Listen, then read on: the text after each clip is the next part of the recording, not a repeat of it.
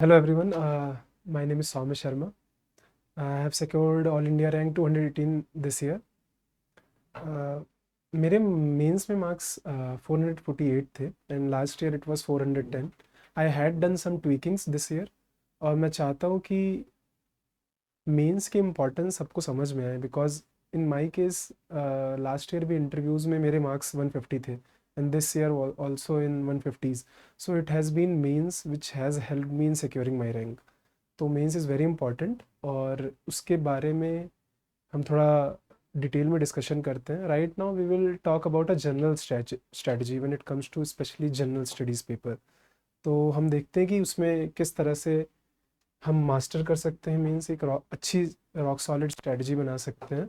Again we'll have to ensure that कोई भी एक ऐसी स्ट्रैटेजी नहीं होती है जिसकी वजह से सबके मार्क्स आ जाएंगे. मैं जो भी यहाँ चीज़ें बताऊँगा that has been my own experience and आपको उसमें से कुछ भी आपको करना है तो उससे इंस्पायर्ड होके या उससे कुछ भी सीख के आप कुछ अपने में ट्वीकिंग्स कर सकते हैं. You do not have to blindly follow it. आप ये ध्यान रखिएगा क्योंकि सेम स्ट्रैटेजी किसी भी और बंदे के लिए काम करे that is not necessary.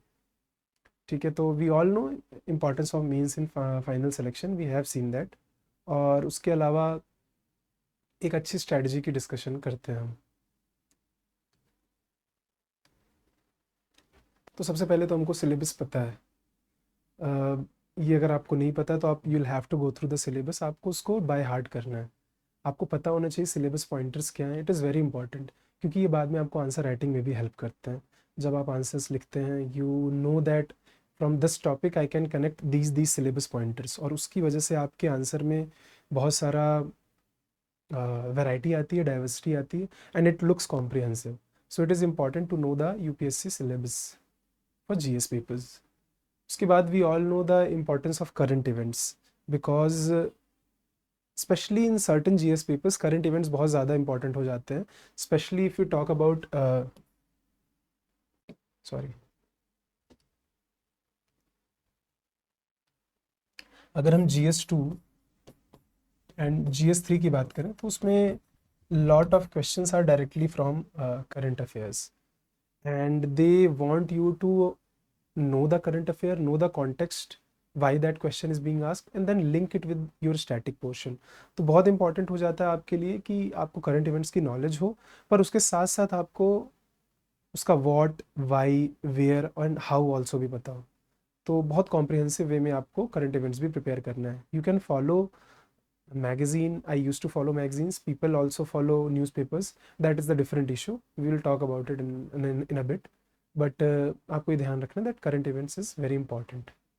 This is especially for prelims I am talking about right now.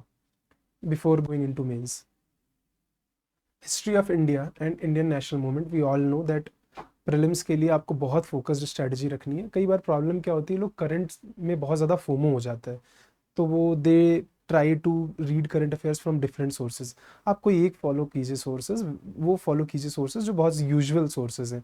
May be आप कोई करंट अफेयर डिस्कशन फॉलो कर सकते हैं but try to be very analytical about your current affair और बहुत ज़्यादा FOMO मत रखिए कि हाउ टू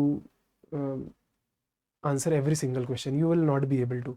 कुछ जगहों पे आपको खुद का इंसाइट्स जो आपने डेवलप किया है थ्रू PYQ एनालिसिस आपको वो करना पड़ेगा. बट स्टैटिक पे आप बहुत ध्यान रखें और स्टैटिक अपना जितने भी बेसिक कॉन्सेप्ट्स हैं वो बहुत अच्छे से आपका प्रिपेयर्ड होना चाहिए. History we all know very important. आजकल क्वेश्चंस एंशियंट हिस्ट्री से भी काफ़ी आते हैं, पहले मॉडर्न इंडियन हिस्ट्री से आते थे. But now you will have to make sure कि आपको हर एक स्टेजेस ऑफ हिस्ट्री का अच्छे से नॉलेज हो. तो ये है history. Then we come to Indian and world geography. We do know that a lot of question is being asked from geography. Either it is directly conceptual question. अगर वो conceptual question नहीं होता है तो then they are asking various questions from maps. So a lot of question are like this in geography. Maybe 20 plus questions are directly. So आप geography को बिल्कुल भी ignore नहीं कर सकते हैं. और उसके साथ ही साथ आपको ये भी बहुत इंश्योर करना है जोग्राफी में कि you just not have to learn the concepts. अगर आप पढ़ रहे हैं तो उसके बारे में आपको प्रैक्टिकल नॉलेज भी होनी चाहिए. आप उसको करंट इवेंट्स के साथ इंटरलिंक करना आपको आना चाहिए. तो it is very important geography के लिए. Polity and governance we all know it is a very important topic. It is very central to us as a civil servant also. तो पॉलिटी एंड गवर्नेंस का knowledge होना it's very important. We all follow the usual books for that. We'll come to that. Economic and social development, sustainable development, poverty, inclusion, demography, social sector initiatives. In these, mostly the questions are being asked either from some institutes, some indexes are there, some rankings might be there.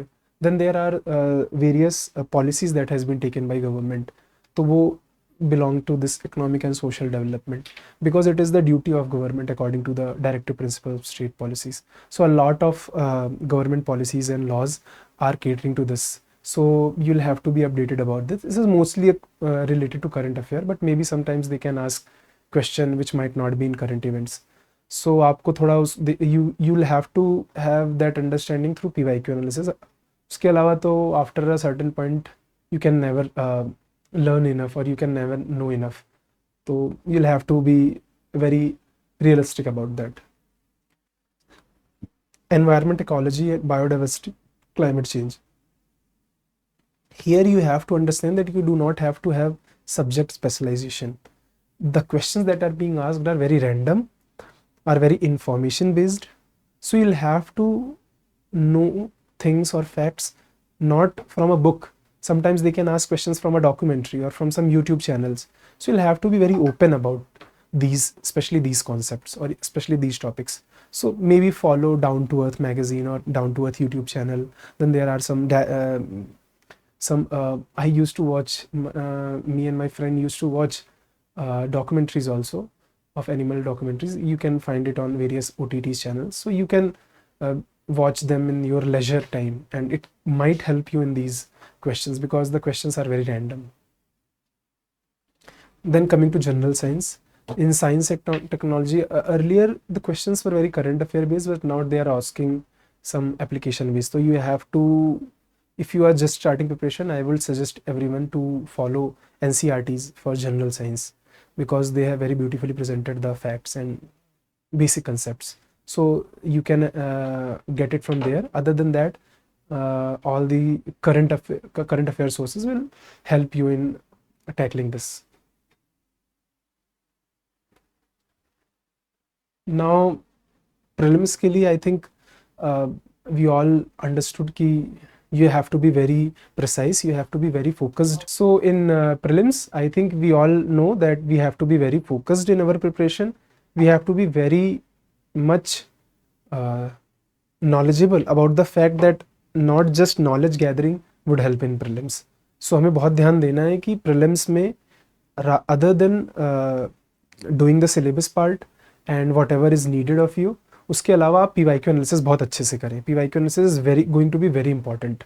तो PYQ analysis ज़रूर करें, उससे insights develop करें, what type of questions are being asked to better prepare yourself in those topics. तो यहाँ पे आपका केवल सहारा जो होते हैं वो 2 PYQs होते हैं. उसके अलावा आपको अपनी practice and to develop muscle memory before going into the actual examinations, I think आप उसमें कर सकते हैं through giving various मॉक्स.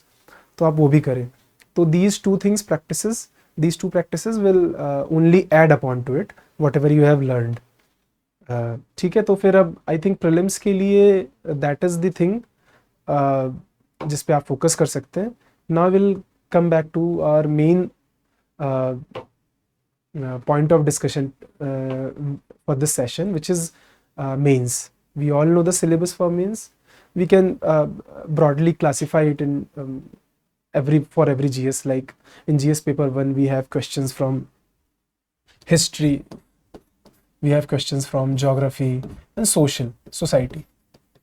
So here there is also a lot of scope for current affair questions. अब discuss करते हैं syllabus about syllabus of mains. We all know broadly we can classify for every GS. In GS paper 1 we know that there is history, there is geography, and then there is society. यहाँ पे lot of questions are static, but then वहाँ पे ऐसे भी कुछ questions हैं जहाँ पे current affair का scope रहता है. तो in case of society a lot of questions can be asked from current events, not necessarily a current topic, but for example they can ask you about leave policies. So for example menstrual leave, that is sometimes in current affair discussion. That can be a question which you can say that it is from current affair, but you'll have to use knowledge whatever you have learned in static and then apply it here. So yeah, society is there. Geography, you have a lot of scope for current affair. A lot of events are there in current events which is directly linked with the geography. So there would be mineral resources, some type of exploration, or some disaster, some hazard that has happened. So it used to be asked in GS paper 3, but it can also be asked in GS paper 1. So that is there. In history, most of the topics are from static. Then there could be questions, some 1 or 2 jumper question where you'll have to compare views or teachings of some of the two philosophers. You can never predict what type of questions can be asked in that manner, but again, you'll have to be very sure, or you'll have to study history in that manner that you know the basic tenets, basic philosophies of these people, so that you can generate points accordingly. You'll have to, so that's where smart working or presence of mind comes into picture. In GS paper 2, we have governance. For governance, I think again, the questions are very application based. There is static sources, you can just apply it. In my opinion, for governance especially, I actually limited my content very much, because I knew that the questions would be mostly application based. I can not rely on just gathering knowledge or just hoarding material. So just follow one material and try to revise it over and over again. That helps. I think that helps in all of the cases, but it helps in these topics, especially like governance or security. Because if you go for just gathering content, then it might be very difficult, because then you will not be able to internalize these concepts, and then it also comes out in your answers that the answers are not very thoughtful. So yeah, for governance. For constitution, then polity is there, social justice, international relations. We all know the usual usual materials that we follow for these topics. GS paper 3, technology, economic development, biodiversity. Here we can broadly classify it into economy, then comes environment and disaster management, then there is security, and then there is some science and technology. So this is a very I think I would say it's a very lengthy GS syllabus for GS3. और यहाँ पे आपको ध्यान रखना है कि again आपको अपने मटेरियल्स को बहुत लिमिटेड रखना है. यहाँ पे आपको अगेन रिवाइज पे जाना है, आपको PYQ पे जाना है, आपको वहाँ से देखने की what type of range of questions are being asked from a single syllabus point test. तो इसका ध्यान रखिएगा. In GS paper 4 it's about ethics. यहाँ पे मेरे मार्क्स ठीक ठाक रहे हैं भगवान की कृपा से. और आई वुड से अगेन कि यहाँ पे भी आप इंटरनलाइज कीजिए rather than following a coaching material, और rather than just joining a classes might not help for everyone. तो आपको इसमें बहुत ध्यान देना है कि जो भी एथिक्स में आप करें, try to bring out your own unique answers in them. तो जितनी भी आप प्रिपरेशन सेल्फ प्रिपरेशन करें वो उतनी ज़्यादा हेल्प करती है for GS4. Strategy for prelims हमने बात कर ली है कि हम कैसे अपने टॉपिक्स को लिमिटेड रखेंगे, हम कैसे PYQ एनालिसिस करेंगे. तो हम वापस से मैं आपको ये चीज़ बता देता हूँ before deep diving into mains, कि आपको बहुत ध्यान देना है कि अपने टॉपिक्स जितने भी आपके कंटेंट हैं उसको लिमिटेड रखिए. Second, PYQ analysis is very की हियर. PYQ एनालिसिस करें, यहाँ से इनसाइट्स कि किस तरह के क्वेश्चंस पूछे जाते हैं, what type of options being framed, are they testing your knowledge और are they testing something else. In some question just you have to have that presence of mind कि इसको कैसे सॉल्व करना है. तो ये सब चीज़ें आपकी PYQ एनालिसिस से आएंगी. और मैं इसमें मुझे लगता है कि एक 2-3 स्टूडेंट्स का एक जो डेडिकेटेड है, आप उनका एक ग्रुप टाइप का बना सकते हैं. It helped me in my last 2 attempts in prelims कि आप 2-3 जो डेडिकेटेड लोग हैं उनका आप ग्रुप बना सकते हैं और उसमें आप लोग डिस्कशन कर सकते हैं. And then come up with your own insights. उसके अलावा आप रिविजन भी कर सकते हैं साथ में, तो इट हेल्प्स। आपको बहुत सिंपल रखना है, again keep it very simple, चीज़ों को बहुत ज़्यादा टफ ना बनाए और बहुत ज़्यादा होर्डिंग ना करे कंटेंट की, ठीक है। तो ये ध्यान रखें। करंट अफेयर्स का फोमो बिल्कुल नहीं रखना है, no FOMO for current affairs. जो भी आप फॉलो कर रहे हैं that is more than enough. जो सब लोग फॉलो करते हैं यूजुअल सोर्सेज, उसके अलावा उसके बाहर आ रहा है तो then it is very, the return on investment is very low there, तो you'll have to remember that।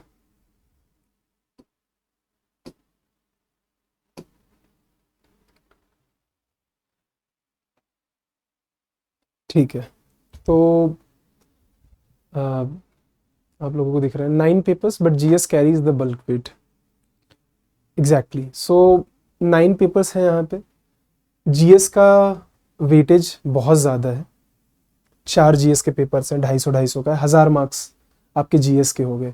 उसके अलावा 250 मार्क्स का आपका एससे हो जाता है, and then your optional papers of 2 optional papers of 250 marks each. तो जीएस काफ़ी इंपॉर्टेंट हो जाता है। भले ही इसमें आंसर इसमें लिखा है जनरल स्टडीज़, बट अगेन अगर आपके आंसर्स यहाँ पे यूनिक नहीं आते हैं तो then the fear of general marking is also there, कि फिर मार्किंग भी जब इतने सारे कॉपीज़ 13,000 कॉपीज़ हैं almost approximately for every year, तो आपको अपने आंसर्स को बहुत यूनिक बनाना इज़ वेरी इंपॉर्टेंट हियर। अगर आपके आंसर्स यूनिक नहीं हैं देन अगेन वो प्रॉब्लम यहाँ पे आएगी आपको, कि आपके मार्क्स आपको लगेगा कि हाउ टू इंक्रीज। तो यहाँ पे आपको यूनिकनेस लानी है, तो we will talk about it in how to approach that thing. GS के लिए आपको ये ध्यान रखना है कि जो चीज़ आपने प्रीलिम्स में फॉलो की, जो आप इंफॉर्मेशन बेस्ड में गए थे, you not have to be that much here here you will have to be more analytical, because questions जो आ रहे हैं वो 2-3 चीज़ों को इंटरलिंक्ड करके आते हैं, and then you will have to be very analytical in breaking down these questions what is it is asking, और फिर उसको उस हिसाब से डिमांड मेट करना।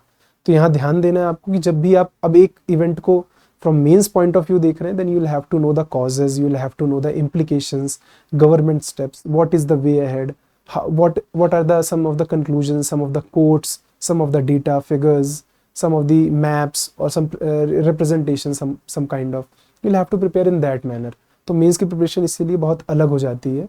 Here the ability to write answers counts। Again जब मैं आंसर राइटिंग की बात कर रहा हूँ तो उसमें बहुत सारी चीज़ें होंगी, आपका कंटेंट होगा बट उसके अलावा आपका प्रेजेंटेशन भी होता है, आपका स्ट्रक्चरिंग ऑफ आंसर भी होती है। ये चीज़ें इतनी ज़्यादा इंपॉर्टेंट हो जाती हैं कि आपके पास एक बहुत ही जनरलाइज्ड कंटेंट है बट उसके बावजूद भी आप बहुत अच्छे मार्क्स ला सकते हैं, because of your presentation and because of your structuring of that answer. We will talk about it in a bit. उसके अलावा आपको ध्यान रखना है कि कंटेंट जैसे आप प्रिपेयर कर रहे हैं फ्रॉम अ कोचिंग इंस्टीट्यूट और फ्रॉम अ बुक, तो आपको बहुत ध्यान देना है कि आपके कंटेंट्स में डिफरेंशिएटिंग फैक्टर क्या होगा, आपका खुद का value addition. You will have to do it from current affair, you can do it from your own Google search, ChatGPT का भी आप काफ़ी अच्छा यूज़ कर सकते हैं। तो यहाँ पे आप unique examples, case studies, maps, वो आप अपने तरफ से डालेंगे वैल्यू एडिशन, और उसका रिविजन करेंगे बार बार। That you will have to do on your own to differentiate your answer from others.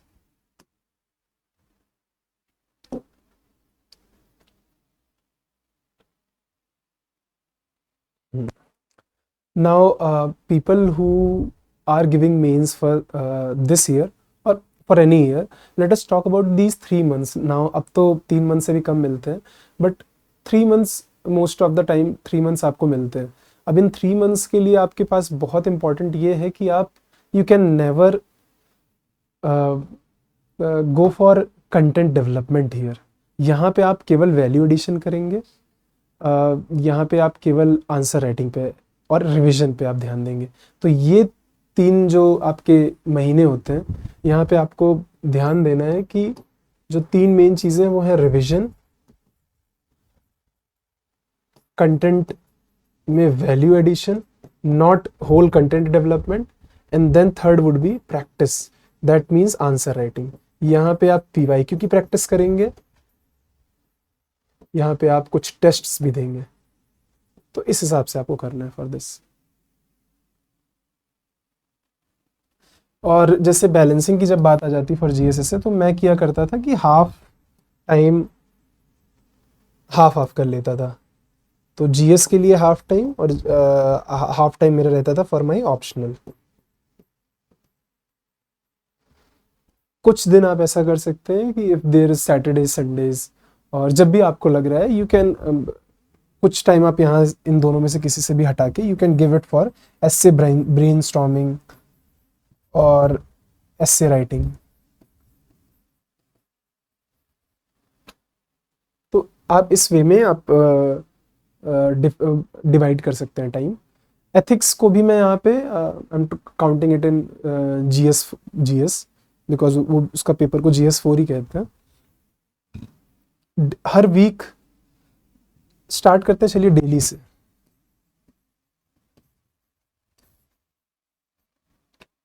तो डेली आपको क्या करना है, डेली आपको क्या करना है, आपके खुद के नोट्स जो भी प्रिपेयर्ड हैं, whether you have joined a coaching, आपके कुछ फाउंडेशनल खुद के नोट्स आपने बनाए थ्रू फॉलोइंग बुक, आपको उसी के ऊपर वैल्यू एडिशन करना है डेली। पहले तो उसका रिविजन कीजिए, उसका वैल्यू एडिशन कीजिए थ्रू जो भी करंट अफेयर मैगजीन अगर आप फॉलो कर रहे हैं तो उसके थ्रू, या फिर अपने तरफ से जो भी आप थ्रू गूगल या खुद के सेल्फ सर्च वगैरह करके जो भी आप ये वैल्यू एडिशन करें उसमें।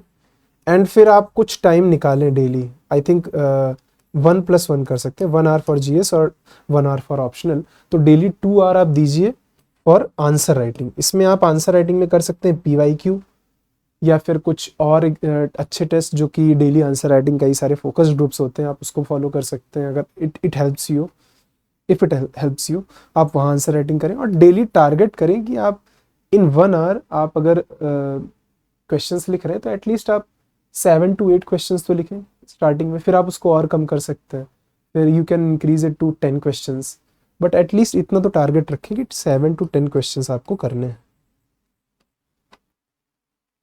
For in an hour I am saying. आप यहाँ जब PYQ आप पहली टाइम प्रैक्टिस करें तो आंसर आप जो आंसर राइटिंग उसकी करें, आप उसको टाइम बाउंड ना रखें, बिकॉज आप पहली बार जब आप करें तो आप अपने कंटेंट के लिए कर रहे हैं कि आप इस टॉपिक के लिए मुझे और क्या क्या चीज़ें प्रिपेयर करनी है, how to make my answer good. तो जब आप पहली बार उसको लिख रहे हैं तो आप उस पर फोकस करें कि आप अपने आंसर्स को कैसे अच्छे से लिखेंगे। फिर आप जब सेकेंड आइट्रेशन में PYQ कर रहे हैं then make it a time bound practice, तो that will help you. Notes revision की फ्रीक्वेंसी जितनी बार आप कर सकते हैं उतना कम है, बट अगेन आप ये कभी भी हैम्पर नहीं करनी चाहिए आपकी आंसर राइटिंग या आपकी प्रैक्टिस को। तो मे बी 2 से 3 रिविजन एटलीस्ट आपके हो जाने चाहिए for every subject, for every GS और ऑप्शनल जिसका भी है, आपका कम से कम 3 रिविजन होने चाहिए। मेंटोरशिप, ये मुझे पहले इसकी कीमत कम लगती थी, बट नाउ मुझे समझ में आया दिस फ्रॉम दिस अटेम्प्ट कि मेंटोरशिप बहुत इंपॉर्टेंट होती है। एक बंदा जिसने ये सेम चीज़ें फेस की हुई हैं and he has come out of it and उसने अच्छा स्कोर किया है, he knows how to handle the situations. कई बार आपके पास मेंस में ये होता है क्योंकि एक लंबा टाइम है आप प्रिपरेशन कर रहे हैं, लो फेज भी आ जाता है जब आपको लग रहा है कि जो मैंने किया है माइट नॉट वर्क या उसमें कुछ तो कमियां रह गई हैं। बट अगेन आपको ये दिमाग में आपके नहीं आता है कि किसी भी चीज़ का कोई 100% नहीं होता, किसी का भी परफेक्शन नहीं होता इन प्रिपरेशन। बट अगेन वो उस टाइम पे आपको एक इमोशनल सपोर्ट, एक साइकोलॉजिकल सपोर्ट, एक बहुत ही इंपॉर्टेंट मेंटर की ज़रूरत पड़ती है। In my case it was some people, some seniors. आपके केस में कोई भी हो सकता है, यू कैन फॉलो। आपको ये ध्यान देना है कि वो बंदा जो पॉजिटिव माइंडसेट का हो, वो आपको हेल्प कर रहा हो, he is giving you some constructive criticism also in case of your answers writing और इन योर अप्रोच। तो ये आपको बहुत ध्यान देना है कि आपका मेंटोरशिप, कोई भी मेंटोर आप फॉलो करें, किसी को भी फॉलो करें जो आपका सीनियर हो या जिसको नॉलेज हो इन सब इस प्रिपरेशन फेज की, बहुत इंपॉर्टेंट हो जाता है। फीडबैक, उस वो काफ़ी सारे फीडबैक भी मिलते हैं यहाँ पे। आप पीयर के फीडबैक मिल सकते हैं, एक डेडिकेटेड ग्रुप जिसमें पीयर सेम चीज़ें प्रैक्टिस कर रहे हैं, सेम चीज़ें लिख रहे हैं, आपको वहाँ से फीडबैक मिलता है। आप टेस्ट सीरीज़ वगैरह देंगे, आपको वहाँ से फीडबैक मिलता है। Again you will have to take it with a pinch of salt. आप हर चीज़ को पूरी तरीके से कॉपी पेस्ट नहीं कर सकते हैं क्योंकि कोई भी चीज़ ऐसी नहीं है जो वर्क करे।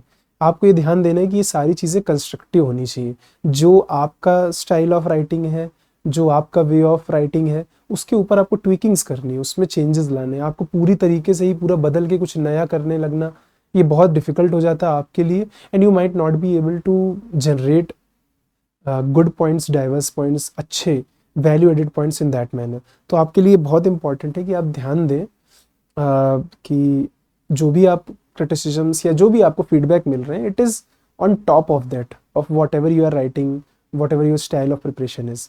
तो उसमें किस तरह से आप चेंजेस ला सकते हैं, उसमें कैसे ट्वीकिंग्स कर सकते हैं, इसका ध्यान रखना है आपको।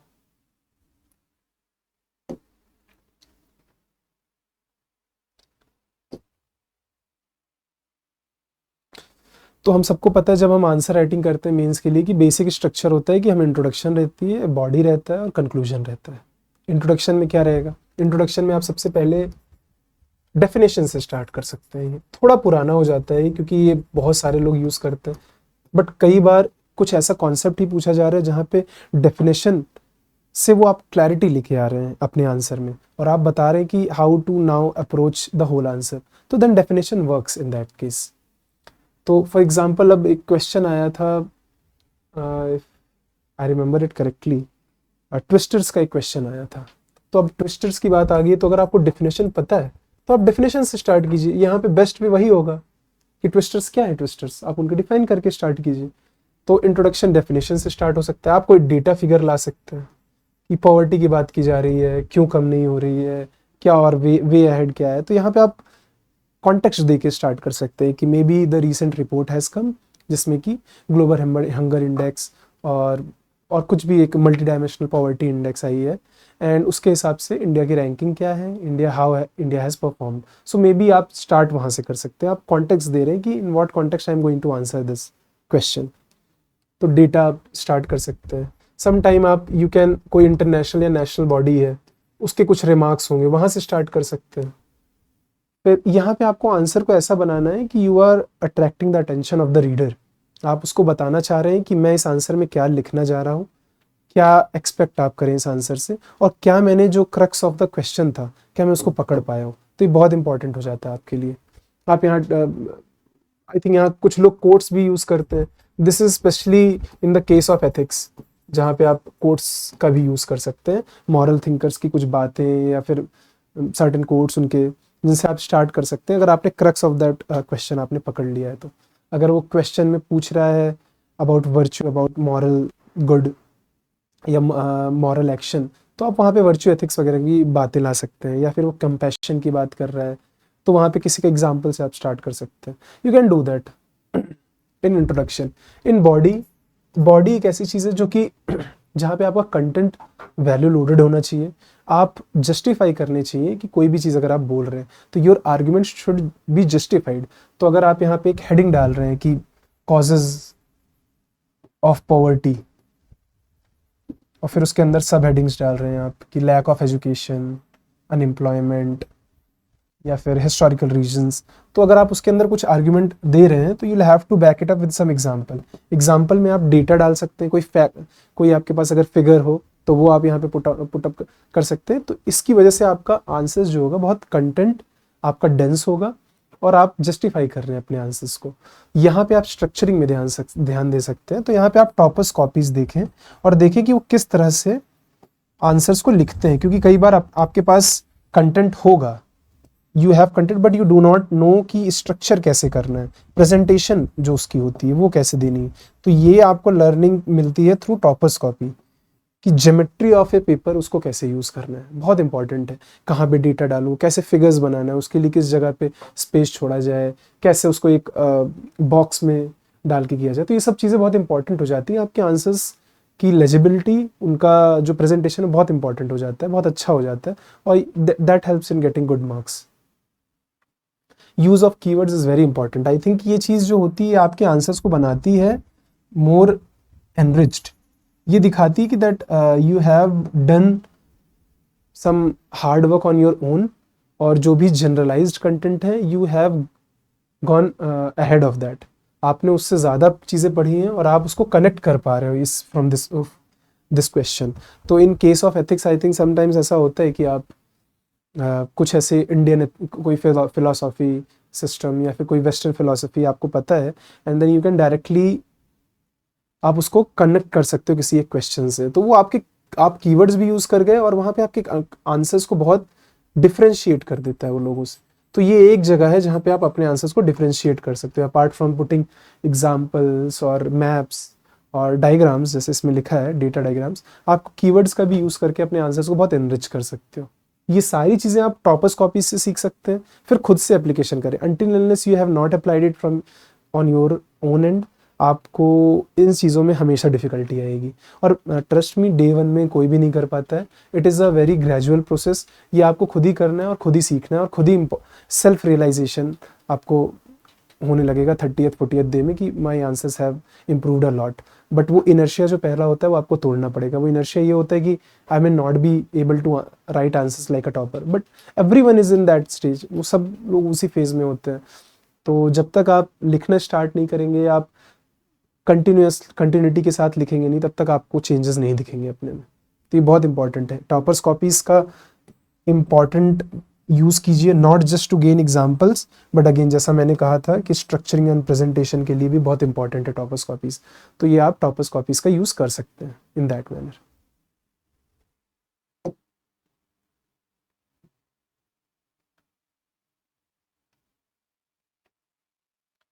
तो जीएस पेपर 1 पे आते हैं। थोड़ा सा फोकस्ड बात करते हैं हर जीएस की। जीएस पेपर 1 में है आपका मॉडर्न हिस्ट्री है, सोसाइटी है, ज्योग्राफी है। अब इसमें वर्ल्ड हिस्ट्री के लिए मैं स्पेशली बोलना चाहूँगा, एंड पोस्ट इंडिपेंडेंस हिस्ट्री भी है यहाँ पे।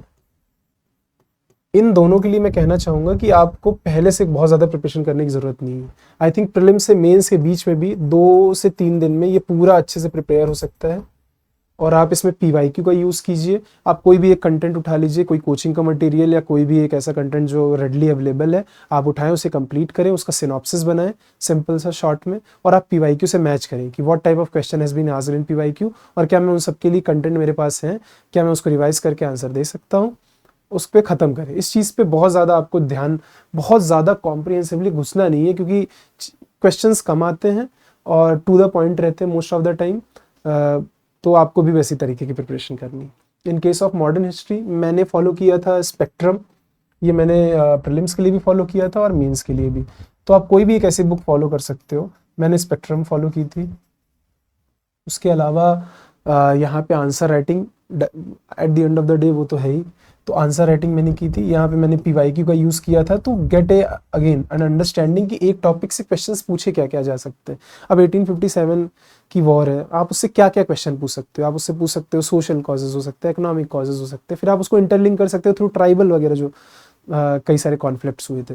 तो वो सारी चीज़ें आपको अंडरस्टैंडिंग मिलेगी फ्रॉम पीवाईक्यू। और फिर आप खुद भी डेवलप कर सकते हो कि और कहाँ कहाँ से मैं 1857 को लिंक कर सकता हूँ, और जहाँ से क्वेश्चन नहीं पूछे गए हैं मे भी पूछे जा सकते हैं। तो ये सारी प्रैक्टिस, ये सेल्फ अवेयर, बहुत ही दिमाग खुला रख के आपको करनी है थ्रू पीवाईक्यू ओनली। ये और कहीं से नहीं आपको पता चल पाएगी। फॉर मॉडर्न हिस्ट्री तो ये है। आर्ट एंड कल्चर के लिए प्रॉब्लम क्या हो जाती है कि कोई भी एक बहुत ज़्यादा कंसोलिडेटेड ऐसा कोई मटेरियल नहीं है जहाँ पे आपको सब मिल जाए, और वो बहुत ज़्यादा डेंस हो, बहुत कम चीज़ों में मिल जाए। तो यहाँ पे आप टॉपर्स कॉपीज़, कई सारे टॉपर्स थे जिनके नोट्स थे, तो मैं उनको फॉलो किया था। I am not able to remember right now, but आपको 30-40 पेजेस में उन्होंने अपने सिनॉप्सिस बनाए हुए हैं, आपको मिल जाता है। और किसी भी कोचिंग का मटेरियल आप करके उसको पढ़ सकते हैं। बट यहाँ आपको बहुत ज़्यादा टाइम स्पेंड करने की ज़रूरत नहीं है, क्योंकि again eight the end of the day आपको वहाँ आंसर्स लिख के आने हैं, बस दैट इज़ योर की। यहाँ पे आप का मेन फोकस हमेशा होना चाहिए कि आपके आंसर्स जो हैं वो एनरिच्ड हों, आप डिमांड मेट कर रहे हों। आपको पीवाईक्यू को अगेन यहाँ पे अपना फोकस रखना है अगेन। और यहाँ पे कुछ बाउंसर्स क्वेश्चंस रहेंगे, कोई ऐसे क्वेश्चंस रहेंगे जो आपको लगेगा नहीं आप आंसर कर पा रहे हैं, बट अगर आपके अंदर प्रेजेंस ऑफ माइंड है तो आप उसको मैच कर पाएंगे कि कुछ चीज़ें जो मैंने पढ़ी हैं, how to answer these question from only that much content.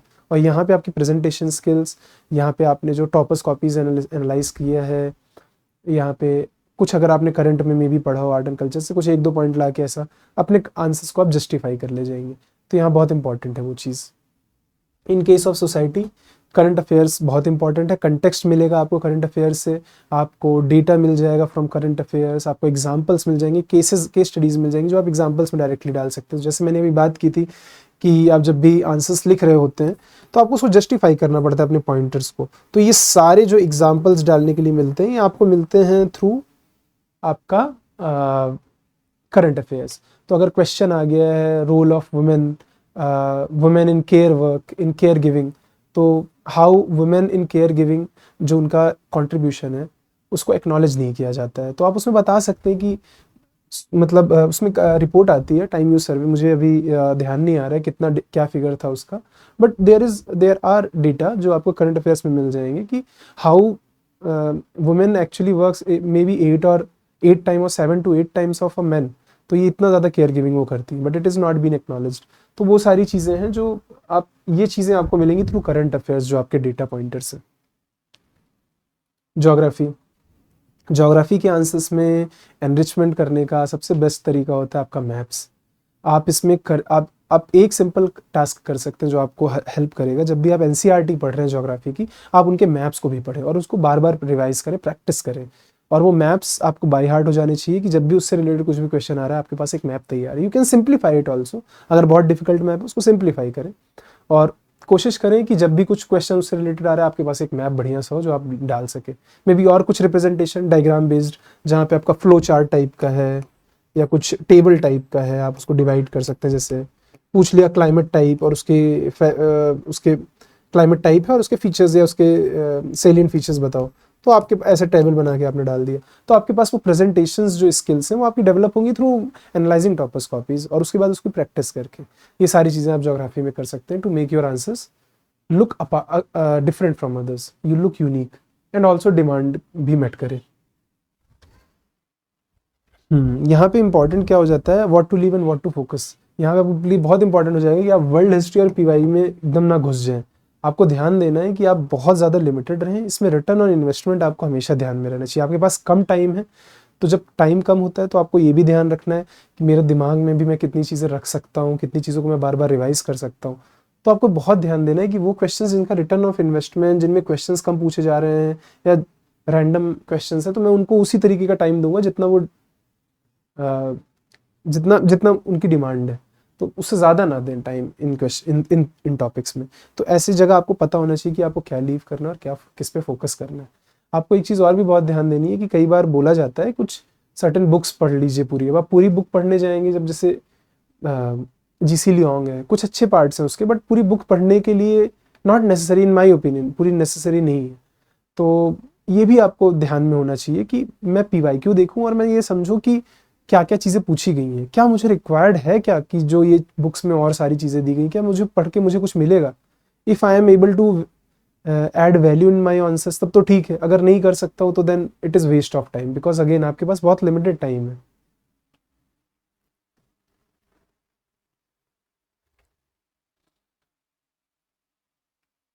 तो जीएस पेपर के लिए ये रहेगा, जीएस पेपर 2 मेरे इसमें मार्क्स 119 है। मुझे लगता है कि मैंने what ever I have done in the last attempt, जब मेरे 112 मार्क्स थे, वही मैंने इस बार भी किया है। मे बी इनरिच मैंने किया था some things in my I R answers, I will talk about it in a bit. दो जो मेन चीज़ें आपको इसमें अगेन ध्यान देना है, पॉलिटी, स्पेशली पॉलिटी के लिए और गवर्नेंस से रिलेटेड टॉपिक्स के लिए, कि भाई हम सबको पता है कि will have to know the articles, important articles जो हमारे आंसर्स को सब्सटेंशिएट कर सके। हमें जजमेंट्स पता होनी चाहिए सुप्रीम कोर्ट की या कोई हाई कोर्ट की, अगर कोई है इंपॉर्टेंट तो। उसके अलावा हमारे कमिटीज़ के नेम, ये कमिटीज़ की पीडीएफ्स वगैरह आती हैं, आप इसको बाय हार्ट कर लीजिए। आपको हर टॉपिक से रिलेटेड कमिटीज़ पता हो, मोस्ट ऑफ द टॉपिक्स में आपको मिल जाएंगी कुछ ना कुछ कमिटीज़, आपके उनके सब्सटेंशियल पॉइंट्स पता हो और वो आप डाल सकें। ये प्रैक्टिस भी होनी चाहिए आपकी। तो ये जब तक आप रिवाइज, इसमें कुछ और तरीका नहीं, इसमें आपको वो हार्डवर्क करना ही पड़ेगा। ये सारी चीज़ें सबको पता है। इसके अलावा करंट से आप कुछ कॉन्टेक्स्ट निकाल सकते हैं कि किस कॉन्टेक्स्ट में ये बातें की जा रही हैं, क्या इंसिडेंट हुआ। यहाँ से आपको कई सारी क्रिटिकल थिंकिंग वाली पार्ट भी मिल जाएगी, the arguments from both sides, जो आपके आंसर्स को एक फोकस देंगे, जहाँ पे आप दिखा सकते हैं कि बैलेंस ऑफ जजमेंट। तो ये बहुत इंपॉर्टेंट हो जाता है पॉलिटी के क्वेश्चंस में, in other questions also, but in case of polity की आपके पास एक बैलेंस ऑफ जजमेंट आपके दिखे आंसर्स में, and that you can develop through current affair magazines. मुझे बहुत हेल्प किया है इन सब चीज़ों में, इनसे मेरे को डेवलपमेंट करने में मदद मिली है इन तरह के पॉइंट ऑफ व्यू। तो ये बहुत इंपॉर्टेंट है। Static blend in answers, again आपके at the end of the day जो भी करंट अफेयर के टॉपिक्स पूछे जा रहे हैं वो बाद में स्टैटिक से जुड़े ही हैं। आपको कहीं ना कहीं उसको पुट इन करना ही है। वो स्टैटिक के आर्टिकल्स रहेंगे, वो जजमेंट्स, वो कमिटीज़, वो चेंज नहीं होने वाले। तो क्वेश्चंस कितना भी करंट है, eight the end of the day वो चीज़ें स्टैटिक वाली ही रहेंगी जो आपके आंसर को सब्सटेंशिएट करेंगी। गवर्नेंस में आपको स्कीम्स के बारे में पता होना चाहिए, स्पेशल स्कीम्स हैं कुछ, खासकर जो न्यूज़ में रही हैं उनके बारे में भी आपको पता होना चाहिए, उनको कोट करना भी आपको आना चाहिए। अगर किसी क्वेश्चन में पूछी जा रहे हैं तो आपको वे अहेड में या फिर गवर्नमेंट स्टेप्स में आप उस तरह के स्कीम्स के बारे में डालें, उनके एक दो सेलिएंट फीचर्स के बारे में बात करें, तो ये बहुत इंपॉर्टेंट हो जाता है। इन आईआर के आंसर्स में मैंने कुछ स्ट्रक्चरिंग सबको पता है कि भाई अच्छे से करनी ही है, करंट अफेयर का एंगल डालना है उसमें कि क्या क्या कॉन्टेक्स्ट है, क्या ऐसा इवेंट हुआ है, इंडिया का इंटरेस्ट उसमें क्या है, वो सबको पता होना चाहिए आईआर के आंसर। बट इंपॉर्टेंट क्या है यहाँ पे कि आप यहाँ पे भी मैप डाल सकते हैं, मैप का भी यहाँ बहुत ज़्यादा स्कोप होता है। उसके अलावा आईआर में आप स्पेशल जो कुछ सर्टेन कोट्स हैं मे भी आप प्रिपेयर कर सकते हैं, 5 to 10 कोट्स, इंपॉर्टेंट टॉपिक्स जो हर जिससे रिलेटेड क्वेश्चंस पूछे जाते हैं उनसे रिलेटेड कोट्स आप प्रिपेयर कर सकते हैं। तो जैसे एस जयशंकर सर ने किसी चीज़ के बारे में बोला, इंडिया अमेरिका रिलेशनशिप के बारे में, तो आप वो रिमेंबर करें, याद करें, और जब भी क्वेश्चंस आए आप वो डाल सकते हैं, may be in conclusion, may be in introduction. तो ये आपके जो आंसर है उसको बहुत इनरिच कर देते हैं quotes by important geostrategist कोई होंगे, कोई जियो पॉलिटिकल एनालिस्ट, या थ्रू या पर अपने हमारे फॉरेन मिनिस्टर या प्राइम मिनिस्टर या कोई और minister. So you have to remember all these points.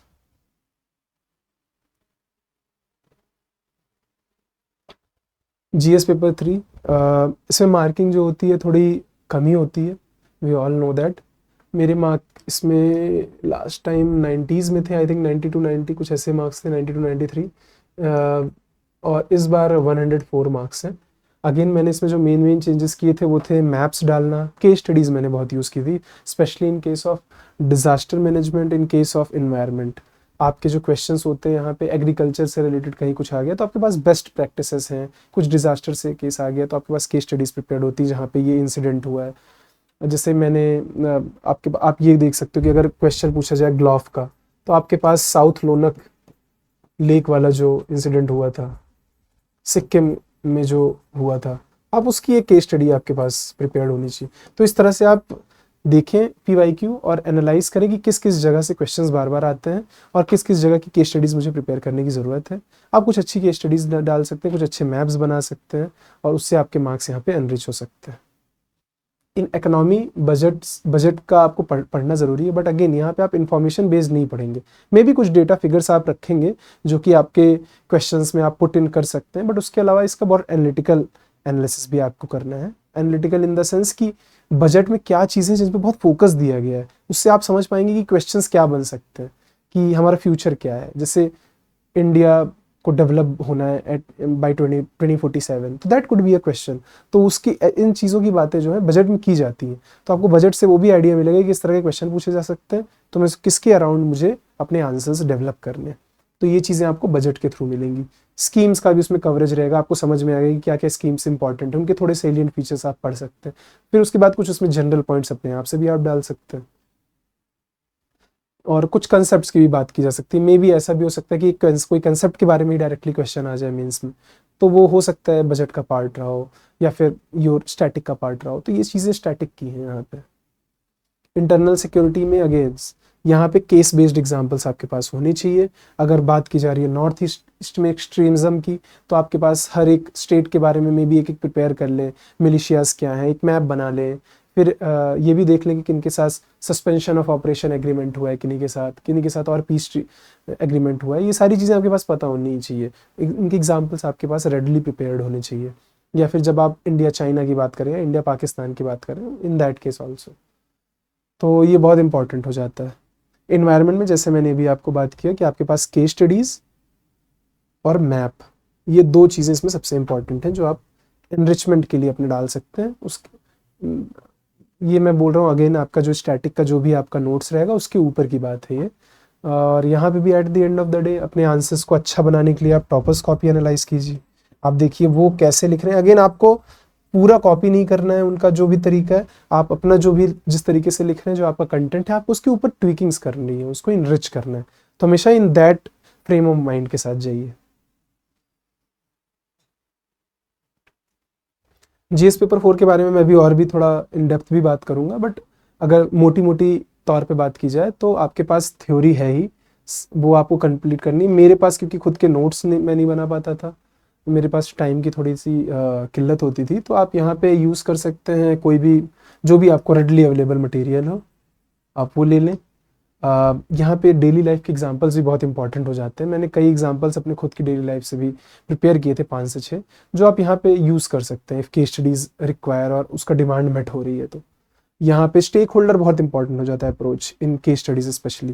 Case studies में आपको कॉम्प्रिहेंसिव आंसर देना है, आपको किसी को भी छोड़ना नहीं। ये दिखना चाहिए कि you are a person who listens to all, who have that compassion, who have that leadership ability. और लीडरशिप एबिलिटी तभी आती है जब आप हर एक बंदे को उसका टाइम देते हो, आप हर एक बंदे की पॉइंट ऑफ व्यू देखते हो। You are very comprehensive in your opinions and in your approach. तो दैट इज़ वेरी इंपॉर्टेंट कि आप हर स्टेक होल्डर को अच्छे से पढ़ें जो भी उस केस स्टडी से रिलेटेड है, और अपने आंसर्स में आपको उनको इंक्लूड करना है इन सब में। यहाँ पे गांधी आ जाते हैं, अरिस्टोटल आ जाते हैं, यहाँ पे आपके इंडियन एथिक्स भी आ जाएंगी, और इंडियन एथिकल सिस्टम्स, आपके इंडियन फिलॉसफी पुराने, आप वो भी यहाँ पे थिंकर्स वहाँ रिमेंबर कर सकते हैं, क्योंकि ये डायरेक्टली आपके केस स्टडीज या आपके क्वेश्चंस में लग सकती है। फॉर एग्जांपल आपका योगा की जो फिलॉसफी है वो आप लगा सकते हैं अपने सिविल सर्विसेज के लिए। बहुत इंपॉर्टेंट है आपके लिए कि आपके पास इक्वेनिमिटी ऑफ माइंड हो, तो योगा फिलॉसफी भी आपसे वही एक्सपेक्ट करती है। तो ये सारी चीज़ें आप इंटरकनेक्ट कर सकते हैं। तो आप अपने इंडियन फिलॉसफी जो है, एंशिएंट फिलॉसफी, आप उसको भी याद कर सकते हैं, उसके भी कुछ कोट्स, उसके भी कुछ पॉइंट्स आप जनरेट करके रख सकते हैं, which you can readily use in your papers. Okay, so personal stories मैंने आपको बता दिया। एस्से में आई थिंक बहुत सिंपल रखिए। बहुत ज़्यादा इस समय ऐसा हो चुका है कि लोग एक कोट्स के पीछे भागते हैं, ये स्टोरी डाल देता हूँ, ये वो। अब सिंप्लीफाई रखिए। आप जैसा लिखते हैं उसको इम्प्रूव करने की कोशिश कीजिए। टॉपर्स कॉपी एनालाइज कीजिए। यहाँ ब्रेनस्टॉर्मिंग बहुत इंपॉर्टेंट हो जाती है, ब्रेनस्टॉर्मिंग कीजिए। और ध्यान रखिए कि फ्लो आपका एस्से का अच्छा हो। रेगुलर प्रैक्टिस के अलावा फ्लो आपका अच्छा हो, कि आप जब भी एक पॉइंट से दूसरे पॉइंट में जा रहे हो तो एक कनेक्टिंग चीज़ होनी चाहिए। तो इसके थ्रू आप अपने एस्से को ज़्यादा अच्छे से प्रेजेंट कर पाएंगे। और ब्रेनस्टॉर्मिंग बहुत इंपॉर्टेंट है, डाइवर्स व्यूज़ उससे आपको मिलते हैं, और आप प्रैक्टिस करते रहें। इसको सिंप्लीफाई करने की बहुत ज़रूरत है इससे। अगेन बहुत इंपॉर्टेंट है प्रैक्टिस एस्से राइटिंग। यहाँ पे आपने एक अच्छा एस्से लिख दिया जो कनेक्ट कर गया रीडर के साथ, he will give you such good marks. यहाँ सब्जेक्टिविटी क्योंकि ज़्यादा इन्वॉल्व है, तो प्रैक्टिस करें अच्छे से, ब्रेनस्टॉर्मिंग करें, डाइवर्स पॉइंट ऑफ व्यूज़ लाने की कोशिश करें, फ्लो अच्छा रखें। That is the main thing for essay writing.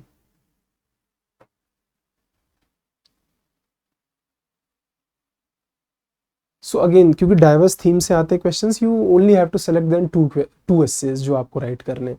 आपके पॉइंट्स जो यहाँ पे आएंगे वो आपके जीएस के थ्रू आएंगे, आपके खुद के पर्सनल एग्जांपल्स जो आपने डेवलप किए हैं एथिक्स के थ्रू, या कुछ और आपने अपने तरफ से जो भी कुछ बुक्स पढ़ी हो उसका कुछ सिनॉप्सिस बनाया हो, कुछ छोटा सा चैट जीपीटी का यूज़ कर सकते हैं। ये सारी चीज़ों से आप अपने आंसर्स को इफेक्टिव आंसर्स लिख पाएंगे फॉर डाइवर्स थीम्स। इसके लिए आप पीवाईक्यू देखें और ब्रेनस्टॉर्मिंग करें उसका। उसके अलावा आप कहीं से ये नहीं निकाल सकते कि किस तरह का क्वेश्चन पूछा जाएगा, but PYQ is the best source in my opinion.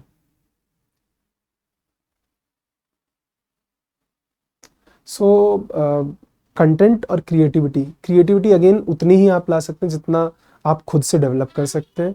यहाँ पे किसी की बोरोड क्रिएटिविटी अगर आप लाने की कोशिश करेंगे तो आपके आंसर्स में वो चीज़ें शो होंगी।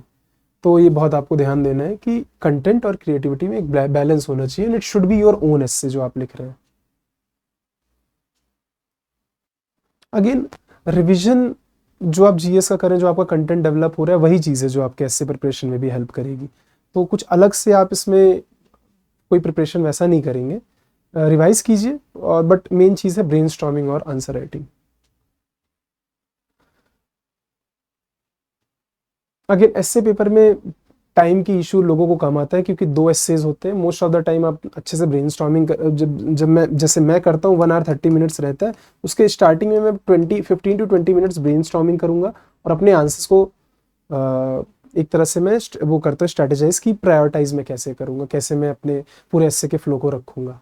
तो आप इस तरह से टाइम को इफेक्टिव, और बचे हुए टाइम में फिर मैं आंसर लिखता था। तो आप इस तरह से आप कर सकते हैं एस्से के लिए। अगेन टेस्ट सीरीज, जैसे मैंने पहले बात की थी कि जैसे पीवाईक्यू होता है वैसे ही टेस्ट सीरीज भी हैं। टेस्ट सीरीज में क्वेश्चंस आप करेंगे तो कि आपका टाइम बेस्ड आप आंसर दे पा रहे हैं कि नहीं। तो रिवीजन जितना अच्छा रहेगा उसके बाद आप टेस्ट सीरीज करें। एक अगर आपने जीएस कंप्लीट कर लिया तो गिव इट्स टेस्ट सीरीज, फिर जब सारी जीएस कंप्लीट हो जाए तब मे बी और एक एफएलटीज दे दीजिए। मैं ट्राई करता था कि 2 से 3 एफएलटीज सबके हो, और उसके बाद मैं उनका सेल्फ इवेल्युएशन करता था थ्रू मॉडल आंसर्स या थ्रू फिर पीयर रिव्यू वाले भी होते थे उसके through analysis. Then there are coachings जो उनके खुद के एनालिसिस होते थे, उसको भी मैं जहाँ पे मुझे ठीक लगते थे मैं लेता था।